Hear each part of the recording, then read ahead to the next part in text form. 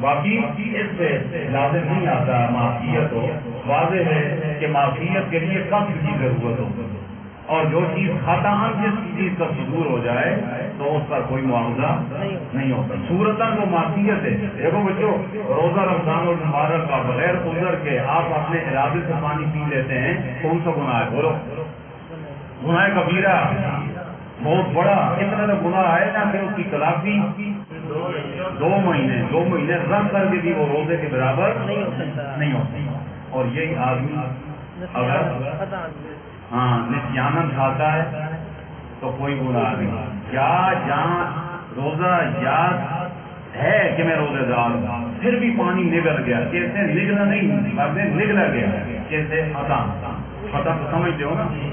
کولی کرتے ہوئے دم کھانسی آئی تو بڑا سندر چلا، روزہ یاد بھی اندر چلا بھی گیا، لیکن اس کا سب تھا اندر جائے تو اس پر ہے کوئی معاوضہ؟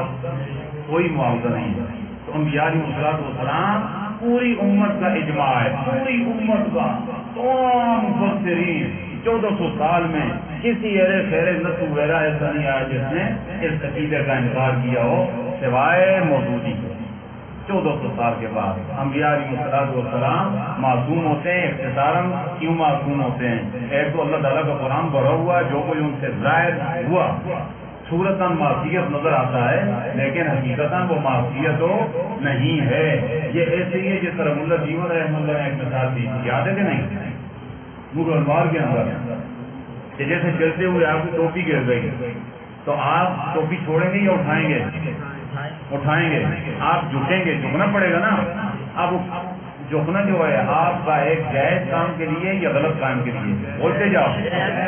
لیکن جھکتے ہوئے جسم کا توازن قائم نہ کر سکے تو دڑام سے گر گئے.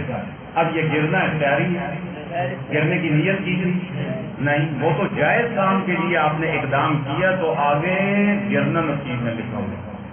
انبیاء بھی ایسے ہی ہوتے ہیں. پھر ظاہر کہ وہ معصوم اس لیے ہیں کہ ان کا خمیر ان کا بھی مٹی ہے، ہمارا بھی ہے. لیکن حدیث سے اللہ کے نبی نے فرمایا کہ انبیاء کی مٹی کا غالب عنصر اللہ نے جنت سے منگوایا، اور جنت بولو کثافتوں سے پاک ہے. تو جب ان کا خمیر ہی جو ہے کثافتوں سے پاک ہے تو گناہ کثافتیں ہیں تو الجنس یمیلو الی الجنس. تو انبیاء کی جو خمیر ہے وہ معصیت کثافت کی طرف وہ مائل ہی نہیں ہو. نمبر 2 اس وجہ سے کہ پھر ان کے مربی اور محسن کون ہیں؟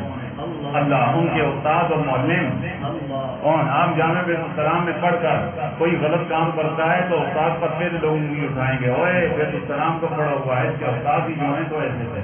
اور اچھا کام کرتا ہے تو پہلے لوگ استادوں کی تعریف کرتا ہے. اگر نبی بھی اللہ کی نافرمانی کرے تو یہ انگلی نبی پر نہیں، پہلے کس پر اٹھے گی؟ اللہ پر. کیونکہ ان کے ڈائریکٹ استاد اللہ ہوتے ہیں سارے نبیوں کے.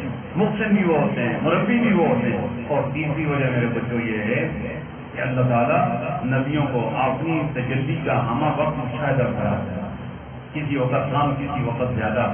تو آپ دیکھ لیں کہ ایک معاشرے کا کمینہ آدمی زانی شرابی ہے، لیکن جس وقت دیکھے کہ میرا پیر مجھ سے کچھ دیکھ رہا ہے، میری ماں دیکھ رہی ہے، اس وقت وہ جرأت کرے گا؟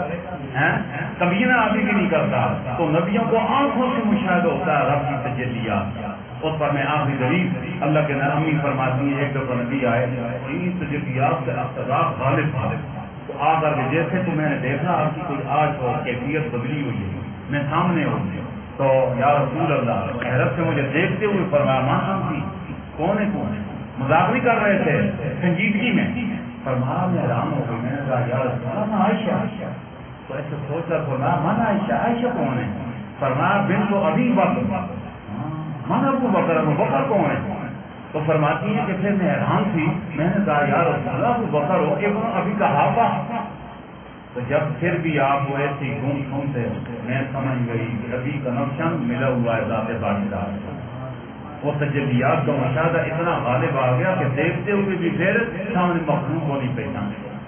تو جس ہستیوں کا یہ عالم ہو کہ انہیں یقین کیا مشاہدہ کہ اللہ ہمیں دیکھ رہے ہیں، اللہ ہماری حرکات وغیرہ دیکھنے کے ساتھ باتیں سن رہے ہیں، تو کیا وہ اللہ کی مرضی کے خلاف کا ارتکاب کریں؟ بولو. بلکہ سوچ بھی نہیں سکتے. اس لیے اللہ تعالیٰ یہ عصمت انبیاء کا جو عقیدہ ہے یہ اجماعی ہے، اور جو اس کا انکار کرتا ہے تو وہ ہدایت کی پٹری سے متر ہوتا ہے۔ سبحانک اللہم وبحمدک، نشہد ان لا الہ الا انت، نستغفرک ونتوب الیک، نستغفرک ونتوب